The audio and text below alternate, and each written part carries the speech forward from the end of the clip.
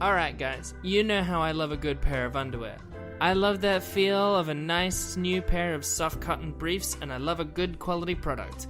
And you know how much I love God, and how much I respect my fresh virgin body. That's why I love my new chastity belt from Camelot & Co. From the moment you wear them, you can feel the level of quality and comfort. Each pair is handmade from stainless steel, polished and buffed so you don't get any nasty rough edges scraping or cutting away near your delicates. The lock and key mechanism is flawless and smooth, with personalized keys that are sent direct to the man who now owns your body, so that there's not potential chance you'll be fiddling down there again and disappointing all of your ancestors watching you from behind. At Camelot & Co., each pair is made with love and care, and is tested against any breakages or potential lockpicking, so there's no chance you'll be sodomizing yourself tonight. And right now, you can nab yourself a chastity belt with 30% off! That's 30% off at camelotandco.com.co if you use promo code Anxietea30. That's promo code Anxietea30. And if you break through our locks and touch your evil no-no parts, you'll receive your money back, no questions asked. Treat yourself, don't touch yourself. This spring at Camelot & Co. Goodbye!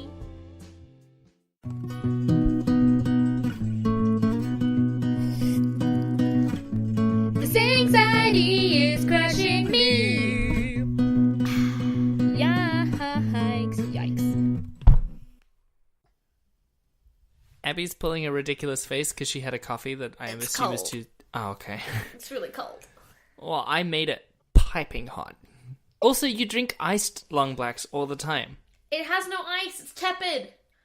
There's something so wrong with the tepid coffee. It either has to be like really cold or really hot. I get that with tea, especially since I have a lot of like peppermint and chamomile, which taste gross cold. This isn't like when people are like, I like cold water over tepid water. This is like fucking peppermint tea tastes different when cold. It's gross. But with coffee, like you like it cold and hot, so it's weird to me that tepid is so uncomfortable. Because it's neither. I like it cold and hot. It's neither of those things. What else is there to understand? Just that like I would get it if it was medium, like if it was mediocre. If it was like I'm disappointed, yet it's still an experience I can, tolerate. You can't tell listeners that I'm not drinking tea. Yummy. Ooh, poppin' hot. Abby's just drinking some tea made using beans. So instead of using like tea leaves that have been oxidized, she's just using beans that have been roasted. Same and thing. then you just like steep them in water for a bit. Same process. You run hot water through it rather than actually like just leaving it in the hot water. It's just a refined tea making process. It is more bitter than a regular tea, but some people love the flavor. It's just bean tea. Nope, doesn't work. Nope. How about teen? Doesn't work. Smells like bean spirit would be a great cafe in Seattle. I would be surprised if that doesn't exist in Seattle. I'm sure it does. Let's look it up now. I want to find out. Now? Smells like bean spirit.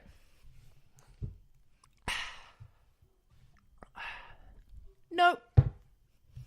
Abby, I've got a fantastic business opportunity. Oh, wait, no. Here's a fucking turn up. Damn it. There is something called Smells Like Bean Spirit, but it's a brewing company? What do they brew? Not beans. Well, They brew whatever beer is made out of. hops Whatever. and wheat. Look, I thought it was hops, but I also thought hops was like one of those like fantastical cartoon movie things where they didn't really exist. What? Look, let's not question what I just said. Let's just move on. Welcome To Anxiety.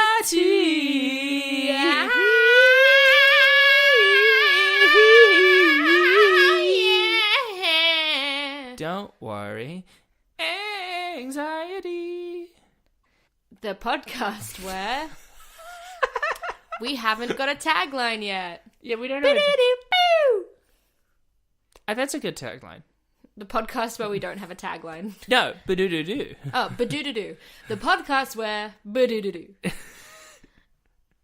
My name is Abigail, My name's Mish. and tonight we're bringing you a big old dish of fears, of loathing, of worries of Las Vegas. A movie with Johnny Depp. Not as good as people tell you it is. I thought the first 40 minutes was kind of like, I'm excited to watch the rest of this movie, and then I instantly was proven wrong.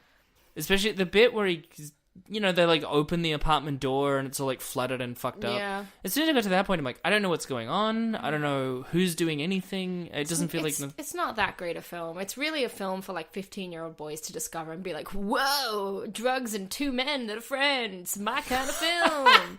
Oh, to be fair, I like Pineapple Express, and that is the same premise. Yeah, because as we discussed earlier, it's enjoyable. Yes, that's true. Yeah. Yeah. So I guess let's start with a recommendation corner. Recommendation corner. Ba ba ba ba ba ba. Oh, dum dum. These are their stories. What do you recommend? Oh, okay. What a delightful surprise. I knew it was coming, and yet it stunned me. I'm gonna recommend... Last night, I was lying in bed, all alone on my own, and I listened to... I've been listening to a song on this album, but I decided to go back and listen to the entire album properly. And the album is called Way Over the Trees or something like that. Like, up over the tree... Look... Obviously, I don't remember it very well, and maybe I shouldn't recommend something if I can't remember the title of it. But it's called... I have to find it. I can't recommend something and not know the title. Okay, hang on. I'm coming. It's called Somewhere Above the Trees. There we go. And it's by Nadia Schilling. And I heard her song Green Leaves ages ago, and I was like, wow, this sounds like a proper song, but also very like Steven Universe-y, where it's all like fantastical and sweet but melancholy, and that her voice is very comforting. And then I was like, oh yeah, I'll listen to the whole album. So I did last night, and I put on the first two songs. By the third song, I was like sobbing in bed. It was a really nice song. The second song is called Kite, and that one I can't stop listening to. I listened to it like 3 times on the way home today. And the whole album is really fantastic and magical. And her album cover is just like this cool forest with her photoshopped with like a black cat behind her, which I like to think is her cat, but who knows. And it's just like a really homemade album cover. But the songs on it sound really beautiful and fantastical. And yeah, it's a really good album. And I haven't stopped listening to that song Kite all day. So look her up. She needs a bit of love. Groovy. Just like me. Oh, I'll love you. But will I love myself? Given precedence, I would think no. Yeah. What's yours? Oh, I thought we could just move past it. I don't know. Lord of the Rings. Those movies are relatively old at this point, which makes me feel like I'm getting older. But like those, they hold up and they're really great. Like, obviously, it's Lord of the Rings. Like, I'm not making a controversial statement by saying they're really good, but they're just a lot more heartwarming. Like, we watched the second half of Two Towers, which is probably the hextuplet I've watched the least of the hextology. If you're watching it on any DVD or Blu-ray where they fucking split each one into 2, but it's really fucking hopeful. I like it when things are hopeful. That's why I like some seasons of The Walking Dead. And that's why I really get quite frustrated with others. Yeah. So my recommendation is Lord of the Rings. Great. Yeah, I feel like this is similar level of cop-out to when I said all reading, but I stand by it. Tonight's, or today, wherever you may be, this episode is about making music. Yeah. And we thought of it 20 minutes ago. Yeah, we've got a big list of like a whole year's worth of topics. And did we look at it? No. No. And in fact, did we add one? Yeah. This was not on the list. But that means we've got a list that will encompass 53 episodes. Hell yeah. Rather than just 52. That's right, guys. You've got a year of us, at least. Buckle your seltzers. Buckle your seltzers. Buckle your fucking seltzers. Ready to spray that soda water. Come on, guys. Let's get fucking clowning. Sandwiches. I want to ask somewhere for a glass of bubbly, and then they bring out champagne, and then get really upset that they didn't bring sparkling water. Can I get a glass of bubbly? And I actually expect that liquid that you dip a little stick with a hole into, and then blow bubbles through. Oh, like, That's what I want. like when you blow bubbles. Yeah. Yeah. I want bubble water. You want to... What is bubble water? And why is there no term for the stick that goes into it that you blow bubbles through? I guess it's a bubble blower. It's a bubble wand. That's what it's called. Wish everyone could see the way my face just fell in that moment. Fine, yeah. Okay, let me redo the joke. Say you do your joke and then I'll do mine. What was my Let joke? me have a second grow. What was Let my me do joke? it. What was my joke? And then I order a glass of bubbly and it comes and I'm like, hey, Right. where's my bubble wand? Yeah, okay. Nailed it! No, but that was actually a pretty goodly, Thank you so much. goodly composed joke. Thank you so much. I'll be here forever. Well, for at least a year. I've been thinking a lot about making music because I've been listening to a lot of music and I've definitely gone through dry spells where I haven't found anything I've liked for months, so then I just kind of get bored by music. But, pardon me. But recently I've been getting really back into it and enjoying it again. And I did have the thought the other night of, man, I wish I did make music. And I think it's just coming off the back of my Courtney Barnett obsession and thinking, she did that. She listened to music and enjoyed it and then made it. And then I listened to interviews with all these people that I idolize as musicians and they're like, yeah, I started playing guitar at 7 and I've always been writing songs. And I'm like, I didn't do any of that. But it's not because I think I'd be a good music maker. I'm just upset that I've kind of missed the boat. But even if the boat came back for me, I'm not sure I'd board it anyway. I just want the option. I get that, because several times I feel like I've been on the pier, to continue the boat metaphor, and... Name of our first song. I know that people make music on their own, and that's why it annoys me, because I feel like several times I've had the opportunity to collaborate with other people, and then it doesn't work out for various reasons. And I try very hard to not get bitter about that, because bitterness doesn't really help anybody. But I know that you can make music on your own, and so it's also frustrated me that I've never just kind of really been able to do that. Yeah, you don't need other people. You actually don't need other people to make music. You can do it by yourself. Yeah. But so many bands are good, and a lot of solo artists have collaborators. Yeah. Like it seems like it would make it easier.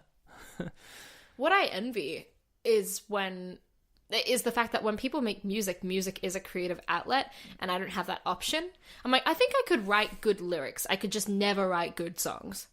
Well, I'm not good with melodies. You're good with melodies. That's what you're good at. Thank you so much. I'm gonna take the compliment. Gonna write the best in the way to me do. That's just an example, a little taste of my EP coming up. Winds of Tomorrow 2. Winds of Tomorrow 2. Yeah, that's my album. Is this like a Now You See Me 2 thing where it's like Winds of Tomorrow and then it should have been Winds of Yesterday, but then you made it Winds of Tomorrow 2 instead? Well, if I just called it Winds of Yesterday, they'd be like, okay, that's a title. But I want it to be Winds of Tomorrow 2, so then people are like, where's the first one? And I'm like, nowhere, bitch. Just make it TOO. It's Winds of Tomorrow 2. And they're like, what was the first bit? Or how about Winds of Tomorrow TO, where it's just open-ended? Winds of Tomorrow to I love Abigail it. Ward. That's my favorite. I do like sometimes where like the album title does a thing where clearly like the artist's name is part of it. Yes.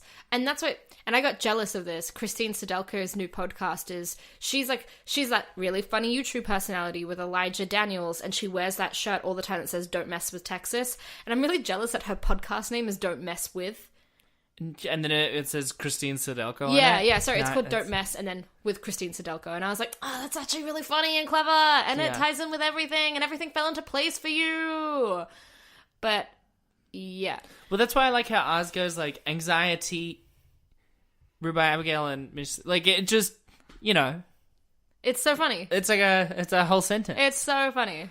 No one has ever thought of that pun before, and no one ever will. Cut this out. Pete!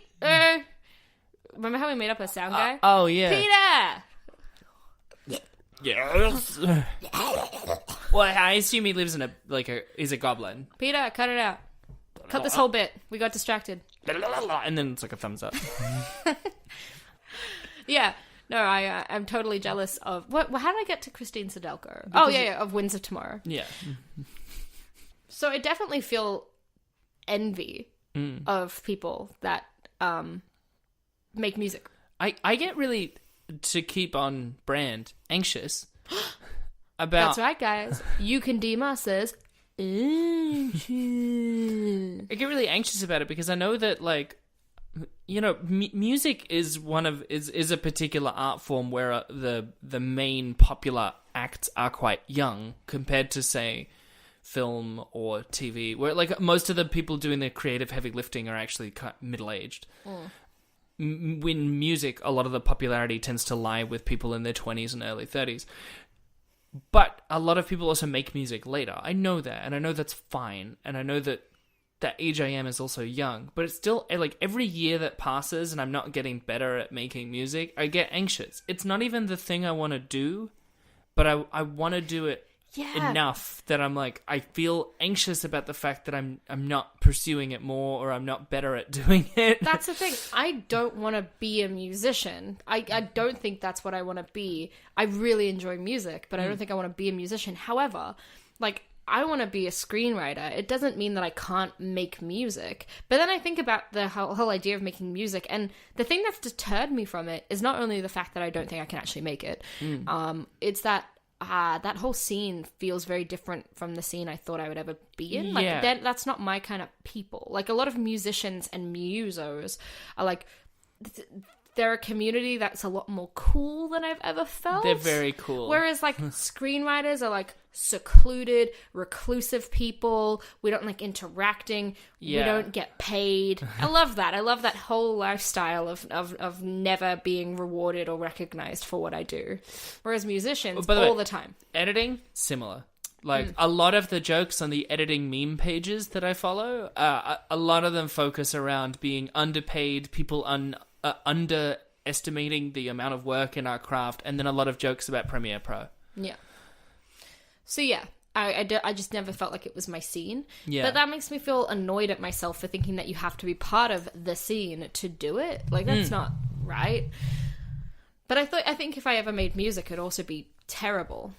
I get that. And that's like a big anxiety thing. That's a big fear of, like, you can do it, and you're actually allowed to be bad at music. A lot of people are bad at music all the time, and a lot of people are bad at music and then get better at music. There are countless stories of bands and artists who release quite poor first or even second albums and then make a really kind of good next one. But I don't want to be bad at it. No, I don't want to be bad at it. I've never even attempted to make music because I'm like so ashamed of the thought of someone hearing it and being like, it's bad. And that's all part of it. The thing is, I really idolize musicians that are very raw and vulnerable in what they make.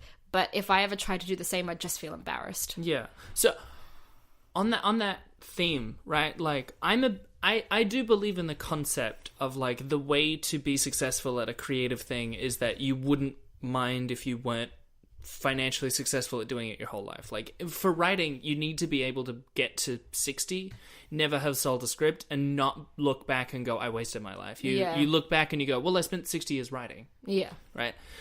I'm a big believer of that concept. And so, like, I know that, for example, say music, you can just put it out on the internet and nobody needs to listen to it because you're making it for you. And if I was to make music, I would just be making it for me. But I feel like that advice is also for people with less severe anxiety, because making something and putting it out on the internet is fine, but also it's really easy in to use a lot of what we talked about last week with social media. It's really easy to fall into the trap of, like, people aren't listening to it, I'm a bad person, and then get that anxious loop. Because then if you do get anybody listening to it, you're like, oh, now I need to keep this standard and need that feedback loop, and you potentially get, like, addicted to the dopamine of, like, having people really like your stuff. Yeah. Well, like, it's like how I started listening to Connie Converse, who I think I told you about her. She was just this lady who, like, worked as a secretary, and then she was like, fuck it, and she moved to New York City, and she fell in with a bit of a bohemian crowd, but all she would do is, like, she never did music as a job. She'd just kind of work her job and then write songs. Yeah. And then she would just perform them for her friends, and her friends would happen to tape them. And this was like in the 50s. Yeah. And she'd just sit down and they would just record her sessions of her playing a guitar and singing. And then she had a bit of a spiral in the 60s and 70s, moved back to like Michigan, and then like one day just packed up her stuff and left, and she was never seen again, which is a fascinating life. But she basically wrote all these songs, never did anything with them, and then years later her friends still remembered her and remembered her songs, and they would post them and they would talk about them. And in the late 90s, early 2000s, people started discovering them when she was possibly long dead. Yeah, she disappeared in like 72 or something, and like that people just rediscovered her music and they really valued it and appreciated it. And now Connie Converse like had an album that was put out of all of her songs in 2009, and I was like on Spotify like months ago, looking through things. One of her songs comes up. I really liked it, and I've been listening to the rest of her album. And it's funny that like this one woman that just recorded a bunch of songs in 1950 and never did anything with them has reached like just like a woman in 2018 in Sydney. Yeah, on Spotify. Like, things that you do may matter later, which is what I keep trying to tell myself with everything that I make and do, but it's really hard to stay focused and stay on track with it when you don't get that dopamine hit of people being like, I loved it! Yeah. On that same kind of vibe, like, it's the same thing I find with like making films or making any stories. Like I want to make stories, and part of that is making music, because I feel like music is just an emotional story as opposed to a word story. Oh, by the way, on that note, like some songs really are just a literal story. Yeah, well, like Courtney Barnett does the same thing. Yeah, she does. Do you know Elevator Operator was about her proper friend Oliver Paul? Oh my god. She has a friend called Oliver Paul, and apparently he had heard about a building. The song is like, Oliver Paul, 20 years old. Apparently, like, her friend just went to the city one time and he'd heard about this really beautiful rooftop with a great view of Melbourne, and he wanted to go see it. And so he got into the building to go up to the rooftop, and this woman got in next to him, and she was like she was exactly how Courtney describes her in the song. And she said, where are you going? And he said, to the roof. And she thought Oliver was going to kill himself, so she begged him not to. And that was just like this little story, and Courtney Barnett really did just tell it word for word. Yeah. Of him thinking, I'm not going to go to work today, I'm going to go to this rooftop. And then this woman's like, don't jump, don't kill yourself. But that, yeah, like, you don't need much inspiration to make something. And that's what I love about music. Yeah. You can make something small, something really cool. That's also why it feels weird. Like, I'm used to having, like, I'm used to needing more details in editing or writing, where, like, you need kind of more backstory and more fleshing out. Whereas, like, in music, it can be kind of about nothing. Yeah. But what I was going to say is that, like, with story-based things, you do make them for you, and you do need to have that mentality of, like, well, I'm making it, and it doesn't need to get out there because I'm still making it, and making art is valuable. But you also make stories because you want to tell people those stories. Yeah. You want to reach people with those stories. And so that the idea that someone in the 50s reached you is amazing. Yeah. And what I get anxious about is that, like, I'll never be able to have that impact on somebody. The good thing about music, as opposed to what we want to do, which is film, is that it is way more accessible. Like, you really can buy a guitar and sit in a room with, like, a microphone, which we already have. I've got two. We could both play guitars. I've got two. Yeah, we've got a lot of musical equipment. We've got mics, we've got a laptop, and we have the internet. We could make music and release it. But there's two main things that stops us, which is confidence and motivation, because I never feel inspired or good or motivated enough to make anything like that, and I definitely don't have the confidence to ever release it or tell anyone about it, nor do I have the confidence to think I could even make a song. So those are, like, definitely the two things that stop you the most. And it's frustrating because it's not that I want to be a musician, I want to work in film, but making music is more feasible than making films. Yeah. I've said before to my students that things like music and things like just writing novels are things you can do by yourself. Yeah. Music does require more equipment than, say, writing a book. But also, just like music, like publishers or other people at that. But film is the only medium that requires at least another person to make it. Yeah. Because you can't do it by yourself. But that's what also makes me feel bad about music. I don't need other people. What I complain about with film is that I'm like, oh, I don't have other people, I don't have money, but I do have musical equipment. Yeah, we have drums as well. We have drums, guitar, and bass. Like, yeah. We have a band. And the mics. We are set to go, and yet, I don't know what I would make music about. Well, that's the other thing that makes me really anxious, right? Is that, like, if I want to make music, I want to make it, like, personal, because it's gotta feel something, and it can still be funny But I don't also, it's really hard to write things that are personal because they're difficult, and it makes you feel way more vulnerable if you were to ever show it to somebody else. Yeah. Because if you're like, here's this thing about how I feel, and it's like sad, but it's like a melancholy sad, but it's kind of, maybe it's hopeful for humanity after being sad. And then somebody goes like, yeah, it sounds kind of dumb. Yeah. I'm like, no, but my feelings. By the way, I'm like totally trying to scour my brain for things that are not Courtney Barnett related, but I am in the midst of an obsession. And it's comforting when I see songs that she wrote, like, there's a song that's just called Canned Tomatoes, and then in brackets Whole, like WHOLE. Yeah. So, like, she saw a can of tomatoes and named a song after them. And the song has nothing to do with tomatoes, buying tomatoes, etc. And I love that. Because, like, I love the idea that someone had just written a very personal song and was like, okay, what do I call it? Fuck it, I'll call it this can of food that's near me. Yeah. I love that, because that just, like, is a perfect example of how lazy and funny you can make music that is personal and serious. Well, it's also different in format. Like, that's what I was talking about Damon Albarn before. Often he writes gibberish, and then sometimes he comes out with No Distance Left to Run, which is intensely personal. Yeah. And not gibberish. And that works on the same album, but if you're writing music by yourself and you're writing them one song at a time, where do you find that line? Yeah.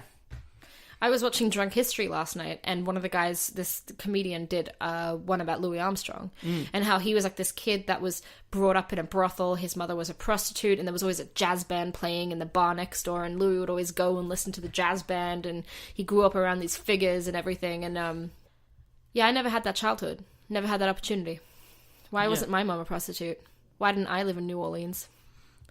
Why is he called Satchmo?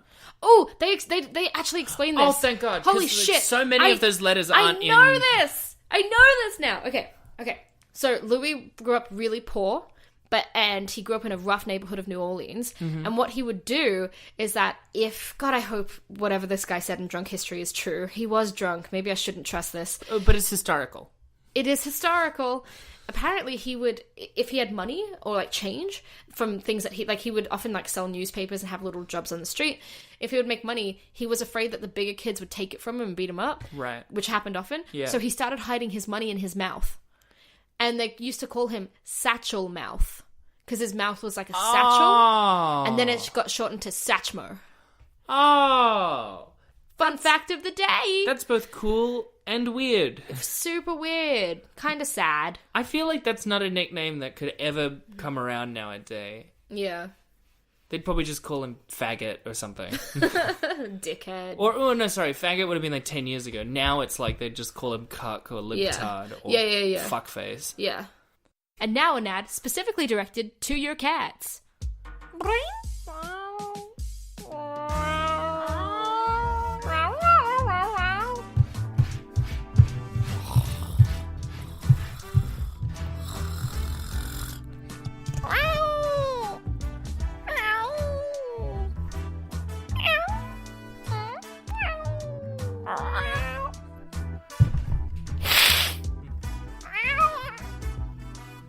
Meow.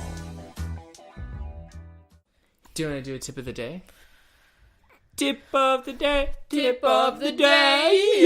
Yeah. Listen, when we said that would make up a theme song, I didn't think that we'd just sing it every time. I thought I would just like plant it in the episode. But I kind of like the fact that we have a theme song and yet we just do it every time. On the top, it's very on brand for making music, because we didn't make it. Like, you sang it and then we just re-sing it. Like, we didn't make it into a codified theme song. We could come out with an anxiety album. Yeah.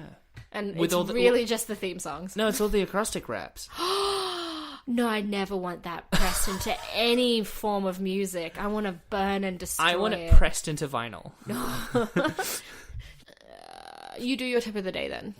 Okay. So, my tip of the day when it comes to making music is know what you're making music for. If you're making music just as an emotional release, then don't worry. Because that's what I was doing when I was in high school. And it took me ages to be able to go like, well, if I'm just playing it for me, then it doesn't matter if it was bad. And once I went, it doesn't matter if it's bad, I would get a lot better at playing. Because I was just doing it to I was feeling angry and frustrated, and it meant that I was just focusing on the bits that I cared about, which is the emotion bit, rather than the technical playing. So I'm still not a good technical player, but I'm better at those areas. If you're playing music to get successful, then you know you need to practice.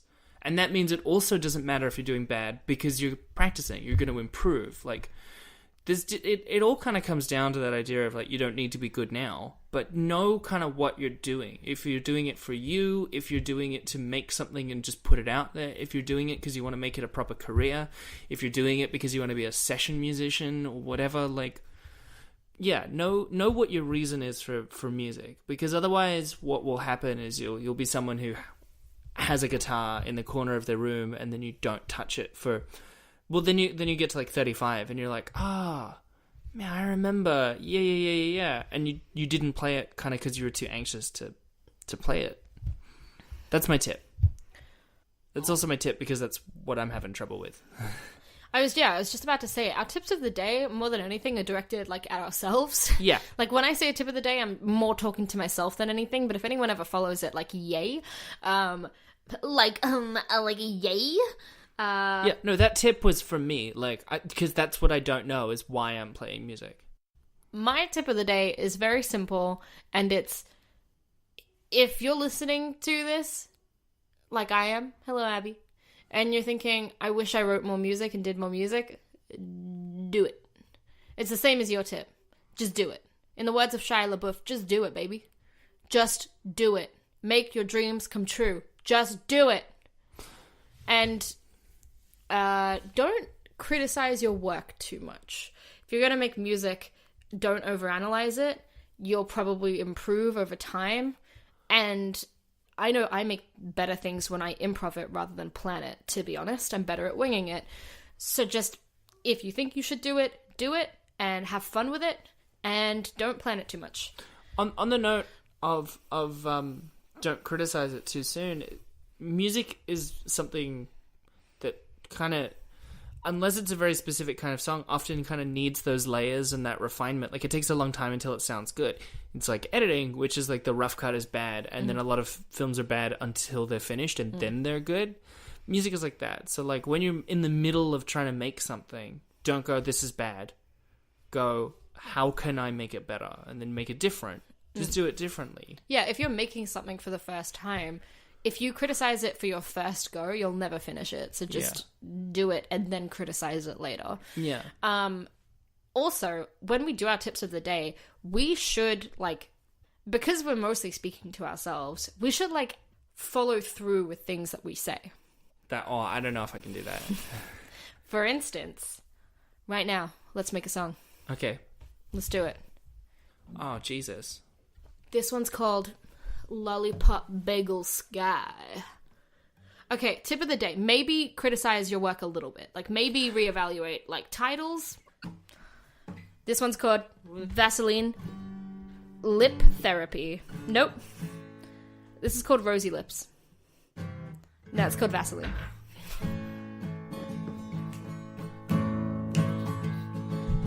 Vaseline, I have a little jar of Vaseline.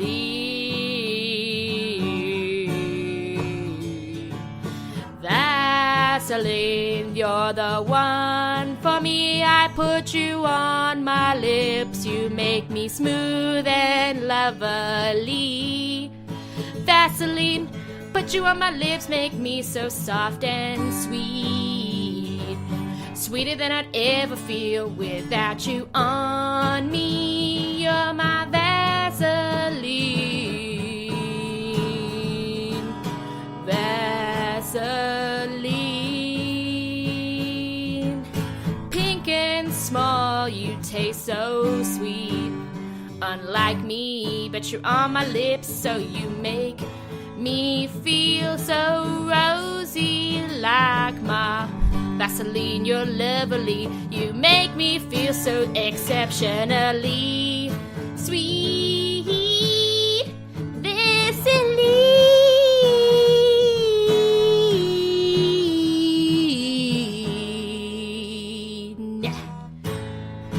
Make me smooth. Don't make me dry.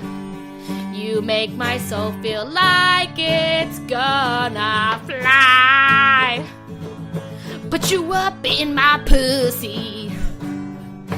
Make my lips so soft and sweet.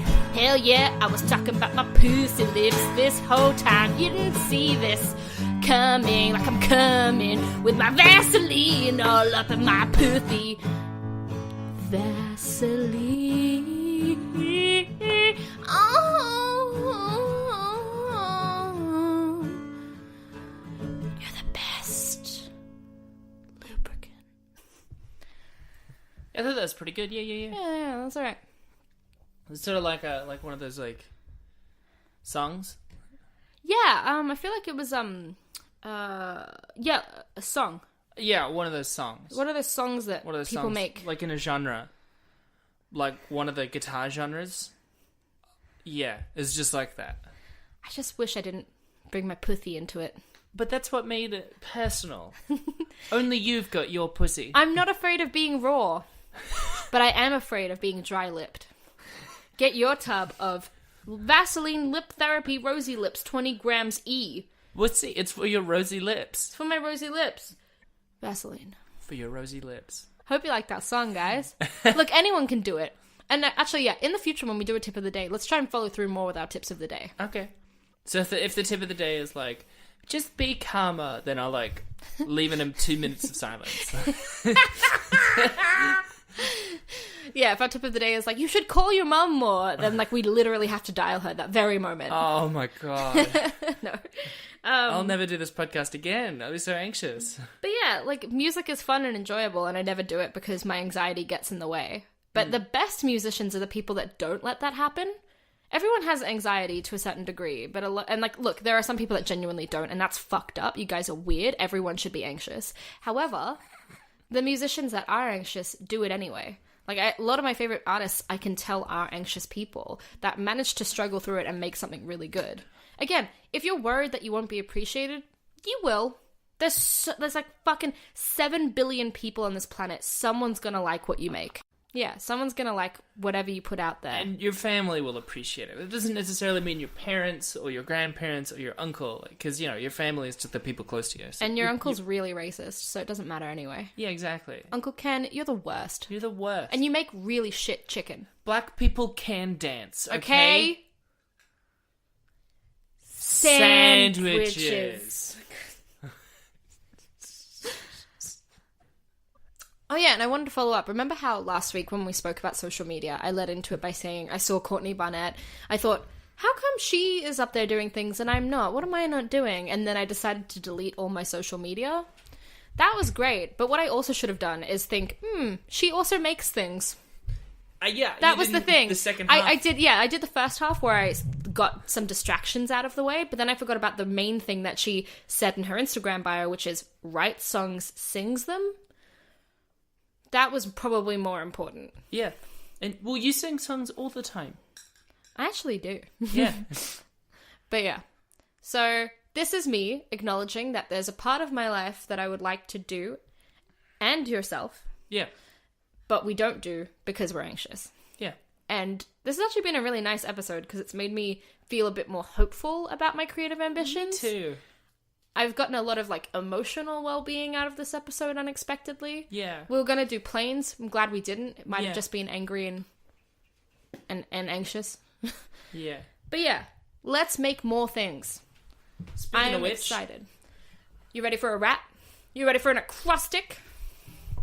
Shit, how do I spell... What am I spelling? Making music. Ah, fuck. Okay, let's do it. You can just do music. Nah, I'm doing the whole... No, can I... Yeah, I'll just do... I'll do the whole thing. Give me 2 takes.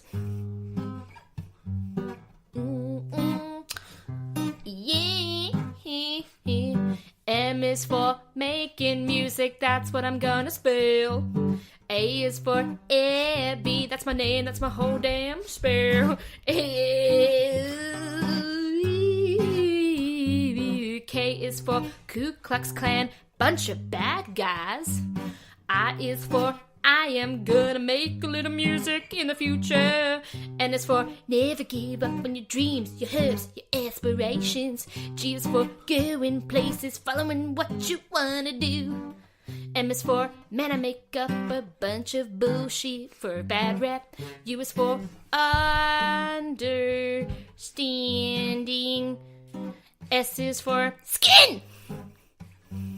I is for I might make another bit of music. And C is for collaboration with your dearest friends. We're gonna make a few sounds, a few good memories.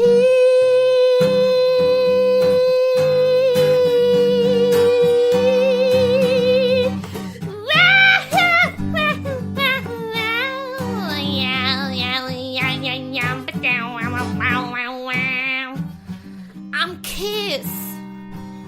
I'm Gene Simmons. I never listened to Kiss. Wow!